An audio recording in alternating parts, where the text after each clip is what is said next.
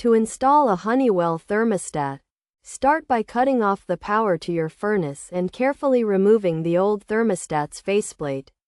Before undoing the wires, take note of their orientation or take a picture for reference. Next, remove the old thermostat's base and align the Honeywell thermostat's baseplate to the wall, ensuring it is level before securing it with the provided screws. Connect the wires to the terminals on the baseplate, using your earlier pictures as a reference point. Once the wires are connected, conduct a pull test to ensure they are secure. Check if your thermostat requires batteries, and if so, insert the recommended set. Snap on the faceplate, then turn on the power and set the thermostat to heat, adjusting the temperature to your desired setting.